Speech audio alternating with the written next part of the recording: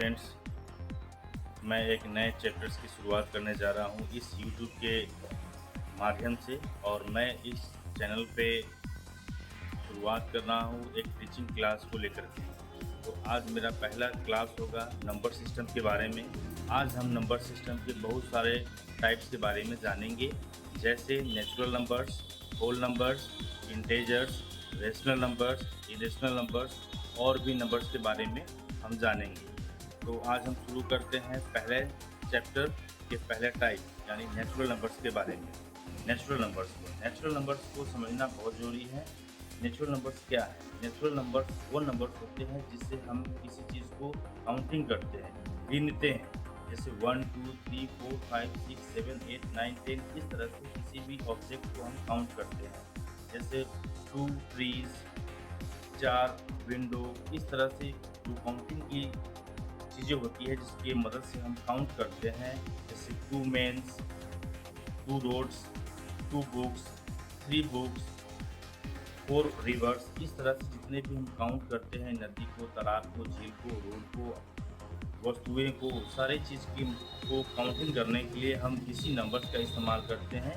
Natural numbers 1 से शुरू होता है और अनंत तक जाता है। इसका कोई एंड पॉइंट नहीं है, ये अनंत होता है, ये इनफाइनाइट होता है, ये अनंत तक जाता है, ये कभी ख़त्म नहीं होता है, लेकिन शुरुआत 1 से होती है। इस चीज़ को माइंड में हमेशा रखना है। नंबर सिस्टम के दूसरे सेगमेंट की बात करते हैं, वो है होल नंबर्स। होल नंबर्स में बहुत बड़ी चीज़ है नहीं समझने को, सिर्फ नेचुरल नंबर्स के साथ में जीरो को इंक्लूड कर दिया जाता है। जब हम नेचुरल नंबर्स में जीरो को इंक्लूड करते हैं तो वो होल नंबर्स बन जाता है। इसका कहने का मतलब ये हुआ कि होल नंबर्स की शुरुआत जीरो से होती है। जैसे 0 1 2 3 4 5 6 7 8 9 10 11, ये जो नंबर की जो सीरीज चली जा रही है, इसी को हम होल नंबर्स बोलते हैं। लेकिन इसको ध्यान रखना ये है कि होल नंबर्स में हमेशा जीरो का इस्तेमाल किया जाता है, इसलिए क्योंकि ये शुरुआत जीरो से होती है।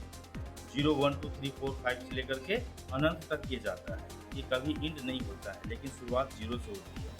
इसको याद रखने का सबसे आसान तरीका ये है कि होल नंबर्स में एक बड़ा होल होता है। होल बोले तो एक गोल, गोल बोले तो जीरो। तो इसको आसानी से आप समझ सकते हैं कि होल नंबर्स जीरो से ही शुरू होती है।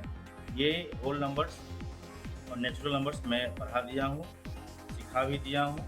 और मैं तीसरे सेगमेंट की बात करता हूँ और वो है इंटेजर्स। इंटेजर्स में भी हम नेचुरल नंबर्स, होल नंबर्स को शामिल करके और उसके साथ में एक नेगेटिव नंबर्स को इंक्लूड करते हैं, तो उसी को हम इंटेजर्स बोलते हैं। इंटेजर्स इंग्लिश में बोला जाता है और हिंदी में उसे पूर्णांक बोला जाता है। जैसे 0 1 2 3 4 5 6 7 8 9 10, इस तरह से मैंने जो बताया था होल नंबर्स, बस इस होल नंबर्स में आप इसके नेगेटिव नंबर्स को इंक्लूड कर लेंगे। जैसे -1 -2 -3 -4 -6, इस तरह से जो सीरीज जो चल रहा है, इस लेफ्ट तरफ और राइट तरफ दोनों को मिला करके रेशनल नंबर्स वे नंबर्स होते हैं जिन्हें आप फ्रैक्शन के रूप में लिख सकते हैं, जिसे आप p/q के रूप में लिखना कहते हैं। p/q यानी कि अंश और हर के फॉर्म में आप उसे लिखते हैं। लेकिन यहाँ पे ध्यान ये रखना है कि आप p और q के जगह पर हमेशा पॉजिटिव नंबर्स या नेगेटिव नंबर्स का यूज़ करेंगे, जिसे हम इंटेजर्स बोलते हैं। लेकिन q कभी भी जीरो नहीं हो सकता है, क्योंकि q के जगह पर कभी भी जीरो नहीं लिखना है। कारण ये है कि जीरो से किसी भी संख्या में डिवाइड नहीं किया जाता है। ये आज तक प्रूव नहीं हुआ है, मैथमेटिकल कैलकुलेशन में इसे कभी भी डिफाइन नहीं किया गया है आज तक। इसलिए किसी भी नंबर को हम जीरो से डिवाइड नहीं कर सकते हैं। इसलिए जब हम ये p/q के जगह पर अगर हम 5/0 लिखते हैं तो इसका कोई मतलब नहीं रह जाएगा। इसलिए 5/3 या -4/3, इस तरह से जो नंबर फ्रैक्शन के रूप में लिखे जाते हैं, ये आपका रेशनल नंबर कहलाता है। तो माय डियर स्टूडेंट्स, एक चीज़ को याद रखना आप लोग कि मात्र किसी भी नंबर्स को अगर हम फ्रैक्शन के रूप में लिख सकते हैं, जिसे हम p/q के फॉर्म में लिखना कहते हैं, ये सिर्फ चीज़ें कर देने मात्र से ही वे रेशनल नंबर नहीं हो जाते हैं। इसको और कॉन्सेप्ट को क्लियर करते हुए मैं एक चीज़ को बताना चाहूँगा कि जब हम किसी नंबर्स को डिवाइड करते हैं या डेसिमल के फॉर्म में अगर लिखते हैं, तो डेसिमल के बाद कोई अगर नंबर ख़त्म हो जा रहा है तो वो रेशनल नंबर कहलाता है। साथ में अगर डेसिमल के बाद में अगर कोई डिजिट रिपीट करते हुए रहता है तो वैसे नंबर्स को भी हम रेशनल नंबर्स कहते हैं। तो कुल मिलाकर ये कहने का मतलब ये हुआ कि रेशनल नंबर्स वो नंबर्स होते हैं जिन्हें आप फ्रैक्शन के रूप में लिख सकते हैं, जिसे आप p/q के फॉर्म में लिखना कहते हैं। माय डियर स्टूडेंट्स, अब हम रेशनल नंबर के कुछ एग्जांपल्स के बारे में बताएंगे जिससे आपका कॉन्सेप्ट और क्लियर होगा। जैसे 1/2 जो कि p/q के फॉर्म में लिखा हुआ है और साथ में 1 और 2 और दोनों के दोनों पॉजिटिव इंटीजर्स है, ठीक है। लेकिन इसको अगर हम डेसिमल में अगर हम लिखते हैं तो 0.5 आएगा। यहाँ पे दशमलव के बाद में 5 आने के बाद ये ख़त्म हो गया हुआ है, इसके बाद कोई नंबर्स नहीं आ रहा है। तो इस दृष्टिकोण से ये रेशनल नंबर हुआ। और रेशनल नंबर के दूसरे एग्जाम्पल को अगर हम बात करें तो दूसरे एग्जाम्पल के तौर पर हम लेना चाहेंगे 1/3 को। 1/3 को अगर हम डिवाइड करते हैं तो ये 0.333 करके ये जाता है, ठीक है। तो ये जो 0.33 जो हो रहा है दशमलव के बाद ये रिपीट कर रहा है, ये इस दृष्टिकोण से मेरा ये रेशनल नंबर का जो एग्जाम्पल है और जो डिफिनीशन है उसके हिसाब से ये 1/3 एक रेशनल नंबर है। तो यहाँ पे कहने का सेंस ये हुआ कि 1/3 जो कि ऑलरेडी p/q के फॉर्म में है और दोनों के दोनों इंटीजर्स है, तो अगर हम इसको डिवाइड करते हैं डेसिमल में अगर हम लाते हैं तो इसका जो वैल्यू आएगा 0.33 करके इसका रिपीट करते हुए जाएगा। तो इस पॉइंट ऑफ व्यू से ये 1/3 एक रेशनल नंबर है। इससे पहले मैंने जो बताया था 1/2 के एग्जाम्पल के तहत, वो भी एक तरह के रेशनल नंबर है। तो आज ये रेशनल नंबर आपको क्लियर हो गया।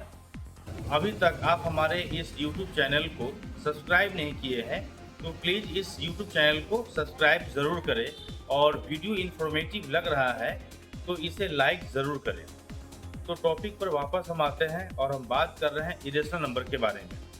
तो इरेशनल नंबर्स यानी कि अपरिमेय संख्याएं। इरेशनल नंबर्स वो नंबर्स होते हैं जिन्हें आप एग्जैक्टली फ्रैक्शन के रूप में नहीं लिख सकते हैं। फ्रैक्शन बोले तो p/q के फॉर्म में आप नहीं लिख सकते हैं। सिर्फ ये डिफिनीशन दे देने मात्र से हम किसी भी नंबर को इरेशनल नंबर है ये डिफाइन नहीं कर सकते।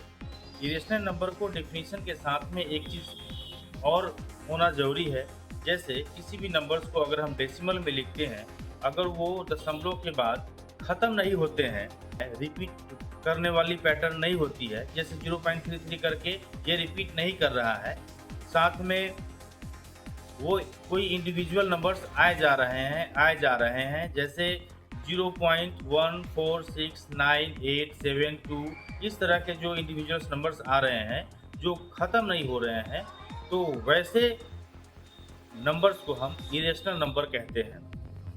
एग्जाम्पल के तौर पर हम इरेशनल नंबर का हम बताना चाहेंगे, जैसे पाई होता है, जैसे मैथमेटिकल कैलकुलेशन में इसका हम काफ़ी यूज़ करते हैं, खासकर सर्किल के क्वेश्चन में, वृत्त के क्वेश्चन में हम पाई का इस्तेमाल बहुत ज़्यादा करते हैं। जैसे इरेशनल नंबर का कुछ एग्जांपल्स है पाई को हम 22/7 कहते हैं, लेकिन जनरली इसका 22/7 एक्यूरेट वैल्यू नहीं है। इसको अगर हम डेसिमल में अगर हम लिखते हैं तो 3.14159 इस तरह से और भी दशमलव के बाद नंबर्स आए जा रहे होते हैं जो कभी ख़त्म नहीं होते हैं। तो इस पॉइंट ऑफ व्यू से पाई जो है एक इरेशनल नंबर है, अपरिमेय संख्या है। दूसरे एग्जांपल जैसे square root of 2, square root of 3, इस तरह के जितने भी नंबर्स आते हैं तो वो ऑलरेडी क्या है, एक इरेशनल नंबर है। स्क्वायर रूट ऑफ 3 का अगर हम डेसिमल में वैल्यू को लिखते हैं तो इसका वैल्यू आता है डेसिमल में 1.732, और भी चीज़ आते रहता है, हम लोग जनरली 1.732 का ही यूज़ करते हैं। एग्जाम्पल को बताया, ये सब के सब क्या है, इरेशनल नंबर्स है। मैं एक छोटा सा फ्लैशबैक में जाकर एक चीज़ को बताना फिर से चाहूँगा कि इरेशनल नंबर और रेशनल नंबर को आप फिर से इसको देखें और अभी तक आप नहीं समझ पाए हैं तो इस वीडियो को फिर से प्ले करके इसको देखिए। और हाँ, एक ज़रूरी चीज़, अगर आप हमारे इस YouTube चैनल को अभी तक सब्सक्राइब नहीं किए हैं तो सब्सक्राइब ज़रूर कर दें, और वीडियो इन्फॉर्मेटिव लगा हो तो इसे लाइक ज़रूर करें और अपने फ्रेंड्स के साथ शेयर ज़रूर करें। बहुत बहुत धन्यवाद आप सभी को।